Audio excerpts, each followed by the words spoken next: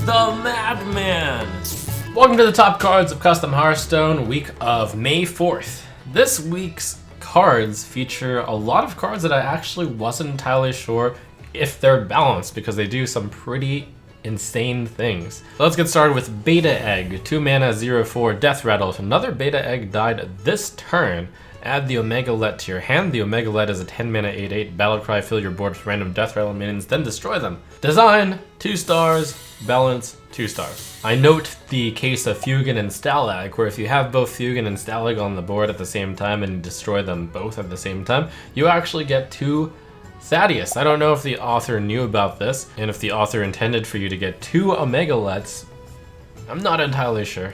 I'm a little bit lost on the flavor of this card as well, like, what's with the egg? Why are you getting like this super big Omega Let out of it? Why is the Omega Let filling your board with random Death Rattle minions and then destroying them? The flavor is lost on me. Balance-wise, the card's really weak because the hoops you have to jump through are enormous. You have to play both Beta Eggs at the same time, and you presumably have to kill both of them at the same time because otherwise your opponent's just going to kill one of the Beta Eggs.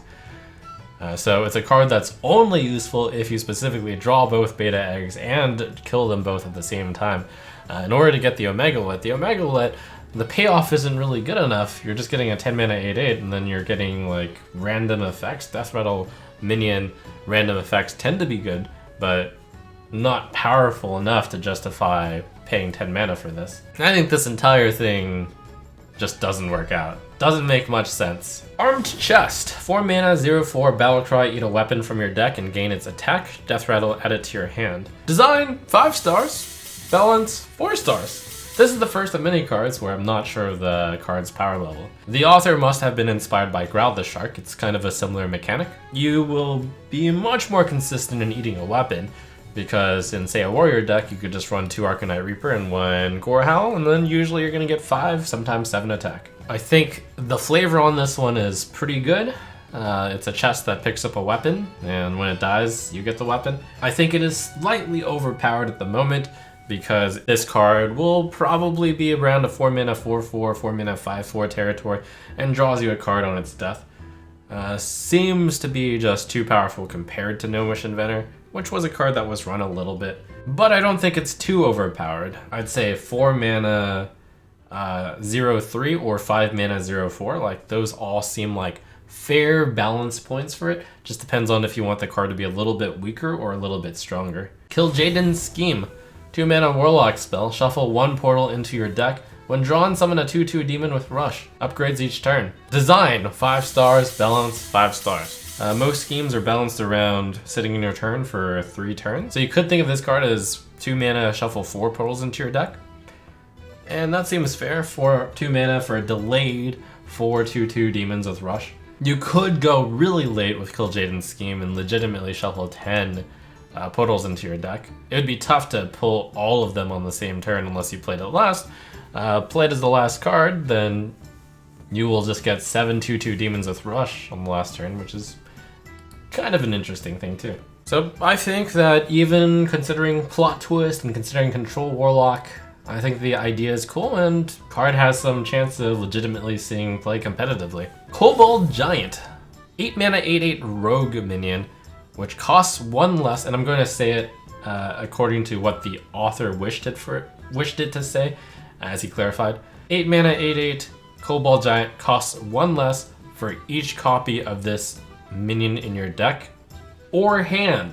And I'm even going to further clarify, it should say costs 1 less for each other copy of this minion in your deck or hand. Design, 5 stars. Balance, 5 stars. The intent of the card is to play it with Kobold Giant and then play Togwaggle Scheme on the Kobold Giant. Then your second Kobold Giant probably costs a very small amount, maybe 0. And then you have a bunch of 0 mana 8/8s in your deck as well, which as you play will actually gradually increase in cost. Doesn't suck as much as Pogo Hopper initially, but it is still pretty slow. I think the name would be better as Giant Kobold. Yes, it doesn't fit the general naming convention of the other giants in that case, but it just seems like Giant Kobold rolls off the tongue better. Not to mention there might not be a such thing as a Kobold Giant. Surfin, the Ambassador, 3 mana 2/4 Paladin.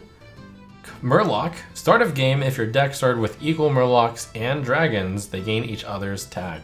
Which is to say, if your deck has an equal amount of Merloks and dragons in it, then during the entire course of the game, each Merlok and dragon are both Merloks and dragons. There's probably a better way to put it than the current wording. Design 5 stars, balance 5 stars. The start of game effects are pretty dangerous because they always happen and they could be pretty impactful, but in this case, I like it because Merloks being dragons and dragons being Merloks, as well as their own tribe, isn't that spooky. What's the worst that could happen? Your Merlok war leader buffs your dragons, your Merloks in hand can count for crowd roaster, your hand buff dragon cards could affect your Merloks. Like, that all seems tame enough. The flavor here seems fine. The Merloks and dragons are working so closely together that their tribal synergies affect each other. Seems good to me. Interestingly and wild, anything can happen. Can summon a full board of dragons, and that's also fine. So, pretty oddball card, but I like it. Darkmoon Fair, 10 mana rogue spell. Add a random card from all other classes to your hand. They cost 1. Design 5 stars, balance 5 stars. I think this fits the flavor of the Darkmoon Fair very well. It's a collection of a lot of characters, a lot of knickknacks here and there. It is draw 8 cards, make them 1, but it's a very random selection. You're bound to get at least 1 card that's good, so when you prep Darkmoon Fair, you have 2 mana left, and I'm using 2 mana left because I'm using the new preparation. It has the downside that your hand has to be pretty empty. You have to get all the way down here and have exactly a preparation and a Darkmoon Fair in your hand. It seems difficult enough to pull off. Boomsayer. 2 mana 0/7, Death Rattle, deal 1 damage to all characters, increases each turn this lives. The intent is increases at the beginning of your turn, and it should probably say that. Design 5 stars, balance 5 stars. It's both weaker and stronger than Doomsayer in that you can actually play this on turn 2 when you don't need to delay the opponent's turn. If your opponent has an empty board, it's still a fine play because you just play this and then it ticks up and up. Eventually it will blow up the world, but it's weaker than Doomsayer in that it needs help. You need to kill off your own Boomsayer somehow. That would probably be with a buff card to buff its attack and then trading it with something, and that might happen over time too. This also has the downside that it deals damage to all characters, so usually if you're running a card like this, you want to be a control deck, and if you let this tick too long, you're going to be taking a lot of damage when Boomsayer dies. Maybe too much damage. So, very flavorful card, I like it. Kathra Natir. 7 mana, 5/4 demon, Battlecry. If you drew 3 portals this game, draw all others and summon Mal'Ganis. I had to struggle a lot on what I was going to rate the balance on this card, and if this should be a Warlock card. And I decided, yes, this should be a Warlock card. Designed 4 stars because I really feel like a card that summons Mal'Ganis and is a Dreadlord itself really should be Warlock. It just screams Warlock. And yes, the portal cards are neutral, but Kathra in particular, summoning Mal'Ganis is an effect, should be Warlock. Balance 5 stars, but boy would this card need a lot of testing. Throughout the course of the game, you've drawn 3. Let's say you have 3 more in your deck. You play your Kathra, you draw those 3 portal cards, you summon 3 2/2 Fellhounds with Rush. And then Mal'Ganis comes into play. Oh, but before Mal'Ganis comes into play, all of the Fellhound portals say draw a card, so you draw 3 cards in top of that. You summon your Mal'Ganis, which of course buffs your Kathra and also buffs all of your Fellhounds that just came into play, so you have 3/4/4 rushes, and you drew 3 cards. So that is an insane amount of value that you get. Huge payoff. That seems borderline overpowered, but then you have to realize how bad and how difficult the precondition is of having to cast these understated minions. You think about how weak a win rate Plot Twist Warlock has. Should a card have this much payoff when it's played? Maybe it's fine.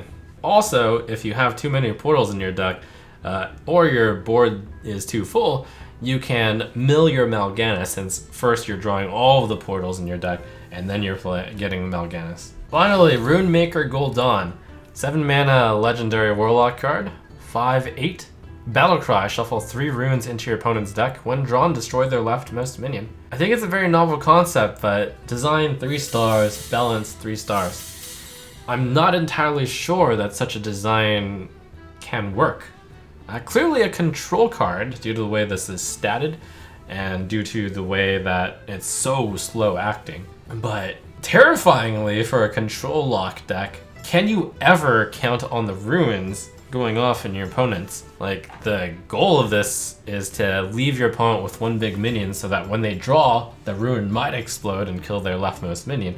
But if you're leaving a big minion on the opponent's side as a control warlock, you're doing it really poorly. Like, how long are you gonna leave their minion up as it keeps hitting you in the face? Seems insane. So therefore, I don't think such a card concept can ever really work. It is very weak, I'd say right now. I rated it a 3-star balance just because I think the card effect is so weak that it's mostly balanced around the fact that it's just a minor benefit on top of vanilla stats. So I'm suggesting it could be a 6 mana 5/8. So the card is very awkward in the sense that it's a very random effect that you as a control warlock player can't count on. Sometimes it goes huge and it just kills your opponent's big minion. Both players are going to be playing a cool little dancing game of trying to keep the weak minion on the left, where you try to kill off their weak minions on the left. But at the same time, it's like, you can't afford to have a good minion on the opponent's side stay alive for so long, hoping for Gul'dan's rune effect to go off. Awkward card. Not sure if there's some amount of design that can be salvaged from this card. So there you have it. This week's cards. A lot of very interesting effects, which are difficult to determine if they're balanced, overpowered, or underpowered. The cards in general pushed the realm of balance without going over this time. So I gave a lot of cards 5-star balance, but I'm not entirely sure if they actually are that fair.